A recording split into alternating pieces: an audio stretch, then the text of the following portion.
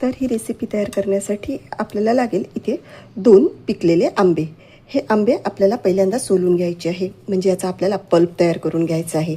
तर सर्वात अगोदर मी सोलणीने हे असे आंबे सोलून घेते। 2ही आंब्याची सालं काढून झालेले आहेत। आता याचा पल्प तयार करून घ्यायचा आहे, तर त्यासाठी हे आंबे असे आपण उभे आडवे कापून घ्यायचे आणि त्यानंतर याला असं चाकूच्या साहाय्याने कापून घ्यायचं, म्हणजे याच्या छान बारीक बारीक फोडी इथे तयार होतात बघ। आणि अगदी इझिली यापासून आपल्याला पल्प तयार करता येतो। मी हीच पद्धत रस करण्यासाठी सुद्धा वापरते। अगदी झटपट होतो आणि कमी पसाऱ्यामध्ये हा रस तयार होतो, म्हणजे खूप जास्त भांडे इथे आपल्याला रस करायसाठी लागत नाही। अशाच पद्धतीने आपण इथे आता 2ही आंब्याच्या फोडी तयार करून घेऊ आणि अशा ह्या तयार फोडी आपण मिक्सरच्या पॉटमध्ये घालून घेऊ आणि याच मिक्सरमधून फिरवून याचा पल्प तयार करून घेऊ। अजिबात पाणी न घालता आपण इथे पल्प तयार करून घेतला। हा पल्प आपण इथे बाजूला ठेवून देऊ आणि गॅसवरती जाड बुडाची कढई ठेवून घेऊ। गॅस सुरू करून घेतला, त्यामध्ये थोडंसं तूप घालून घेतलं। आता तूप हलकंसं तापलं की त्यामध्ये आपण 1.5 वाटी भरून रवा घालून आणि मंद आचेवरती रवा खमंग 10 ते 15 मिनटं गुलाबी रंगावरती येईपर्यंत भाजून घेऊ। रवा भाजत असताना दुसऱ्या गॅसवरती आपण जेवढा आपण रवा घेतला त्याच्या तिप्पट आपण पाणी उकळायला ठेवून घ्यायचं, म्हणजे इकडे रवा भाजत असतानाच आपलं पाणी तिकडे उकळून तयार असेल। 5 ते 7 मिनिट झालेले आहेत आणि आपला रवा छान हलकासा भाजला गेलेला आहे। आता त्यामध्ये आपण अर्धी वाटी भरून चण्याच्या डाळीचं पीठ घालून घेऊ, म्हणजे आपल्या या सारणाला छान खमंगपणा येईल आणि व्यवस्थित मिक्स करून घेऊ आणि मस्त आता 8 ते 10 मिनटं परत हे रवा आणि बेसन मंद आचेवरती भाजून घेऊ। आणि हे बघा 8 ते 10 मिनिट झालेले आहे, आपला रवा आणि बेसन छान भाजलं गेलेलं आहे।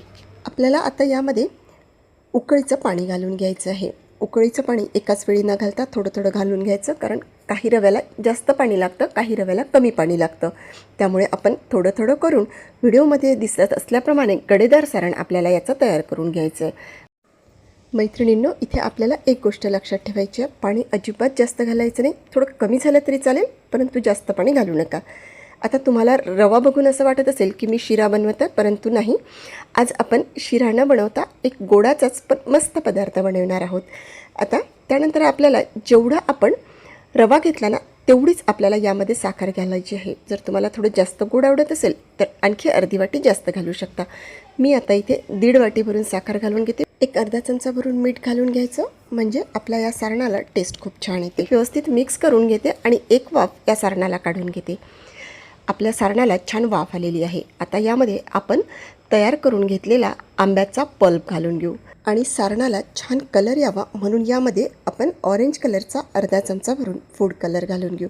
आता हे सगळं आपण चमच्याच्या सहाय्याने व्यवस्थित मिक्स करून याला मस्त दणदणीत वाफ काढून घेऊ। इथे आपलं हे आता आंबा पोळीचं सारण तयार झालेलं आहे। त्यानंतर आपल्याला यासाठी लागणारी कणिक भिजवून घ्यायची आहे। इथे 2 वाटी गव्हाचं पीठ घेतलं, त्यानंतर त्यामध्ये अर्धी वाटी रवा घालून घेतला, अर्धा चमचा मीठ घालून अर्धा चमचा इथे ऑरेंज कलरचा फूड कलर घालून घेतला। त्यामुळे आपल्या या पातीचा छान ऑरेंज कलर येईल आणि दिसायला पोळी खूप सुंदर दिसेल। सगळं हाताने एकदा व्यवस्थित मिक्स करून घेते। पोळी मस्त खुसखुशीत होण्यासाठी आपल्याला यामध्ये मोहन घालून घ्यायचं आहे। तर मोठ्या चमच्याने 1 चमचा भरून खाण्याचं तेल मस्त कडकडीत तापून घ्यायचं, गव्हाच्या पिठावरती घालून घ्यायचं आणि 1 मिनटं थांबून थोडंसं तेल थंड झालं की व्हिडिओमध्ये दिसत असल्याप्रमाणे चोळून चोळून सगळं पिठाला हे तेल लावून घ्यायचं। थोडं थोडं पाणी घालून ज्याप्रमाणे आपण चपाती करण्यासाठी कणिक भिजवतो ना, अगदी तशीच कणिक इथे भिजू द्यायची। झाकण ठेवून ही कणिक 15 ते 20 मिनटं छान मुरू द्यायची। त्यानंतर आपण घेतलं इथे मिक्सरचं पॉट, अर्धा जायफळाचा तुकडा घालून घेतला, 10 ते 15 वेलची घालून घ्यायच्या, 1 चमचा भरून साखर घालून मिक्सरमधून याची पावडर तयार करून घ्यायची।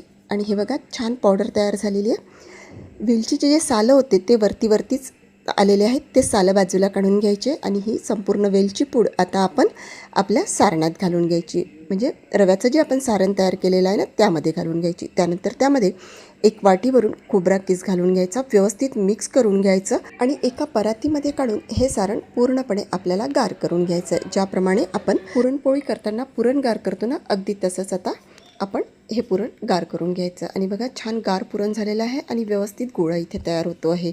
अगदी परफेक्ट आपलं इथे आंबा पोळीचं पुरण तयार झालेलं आहे। त्यानंतर आपण भिजवून घेतलेली कणिक छान मळून घ्यायची, हलकीशी पातळ करून घ्यायची आणि मस्त थोडंसं हाताला तेल लावून छान ही कणिक मळून घ्यायची.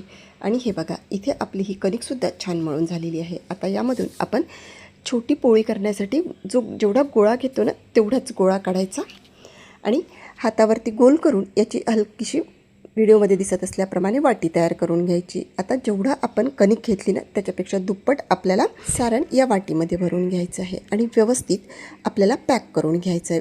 जसं मी व्हिडिओमध्ये पॅक करते ना अगदी तसंच व्यवस्थित पॅक करून घ्या. त्यानंतर 2 हातामध्ये गोल फिरवून त्याला चपटा करून घ्यायचा. त्यानंतर कोरड्या पिठामध्ये हा गोळा बुडवून ज्याप्रमाणे आपण चपाती लाटतो ना अगदी तशीच चपाती लाटायची. फक्त खूप पातळ नाही करायची आणि खूप जाड तर मुळीच ठेवायची नाही. आणि हे बघा, इथे आपली ही छान चपाती लाटून झालेली आहे, ना जास्त पातळ ना जास्त जाड. आता ही चपाती भाजण्यासाठी गॅसवरती आपण तवा ठेवून घेतला. साईडनी पहिल्यांदा थोडंसं तूप सोडून घेतलं. त्यानंतर त्यावरती ही पोळी घालून घेतली. साईडनी परत 1 चमचा भरून तूप सोडून घेतलं. वरच्या साईडने हलकीशी पोळी कोरडी झाली की सराट्याच्या साहाय्याने आपण परतवून घ्यायची. त्यानंतर साईडनी परत तूप सोडून घ्यायचं आणि मस्त भरपूर तुपावरती ही पोळी खमंग भाजून घ्यायची. खायला अतिशय अप्रतिम लागते. आणि मैत्रिणींनो, तुम्ही बघू शकता मस्त कलर आलेला आहे. अशी ही तयार पोळी मस्त अलटीपलटी करून खमंग भाजून घेतली की एका प्लेटवरती काढून घ्यायची. आता पहिली पोळी भाजत असतानाच मी दुसरी पोळीसुद्धा तयार करून घेतलेली आहे. अशी ही दुसरी पोळीसुद्धा अगदी जशी पहिली पोळी भाजली ना अगदी तशीच भाजून घ्यायची. पहिल्यांदा 1 चमचा भरून तूप सोडून घ्यायचं आणि तुम्ही मैत्रिणींनो बघू शकता आपलं सारण पोळीमध्ये संपूर्ण पोळीभर पसरलेलं आहे. चमचा भरून तूप सोडून घेतलं. 2 मिनटं झाले की सराट्याच्या साहाय्याने परतवून घ्यायचं आणि मस्त हलकेसे डॉट पडेपर्यंत दोनही साईडनी मस्त तूप सोडून खमंग ही पोळी भाजून घ्यायची. आणि हे बघा, इथे आपली ही दुसरी पोळीसुद्धा तयार झालेली आहे. अशी ही तयार दुसरी पोळीसुद्धा आपण प्लेटमध्ये काढून घेऊ आणि अशाच पद्धतीने आता आपण इथे पाहिजे तेवढ्या सारणाच्या पोळ्या तयार करून घेऊ. आणि हे बघा, मस्त अशी पोळी इथे तयार झालेली आहे. आता यामधून आपण एक पोळी अशी तोडून बघू. छान सॉफ्ट तयार झालेली आहे बघा. ज्याप्रमाणे आपली पुरणपोळी होते ना अगदी तशीच इथे ही पोळीसुद्धा तयार झालेली आहे. आजचा व्हिडिओ तुम्हाला थोडा जरी आवडला असेल तर व्हिडिओला भरपूर शेअर करा, लाईक करा आणि सबस्क्राईब करा. चला तर मग भेटूया पुन्हा एकदा अशाच मस्तशा व्हिडिओमध्ये. धन्यवाद.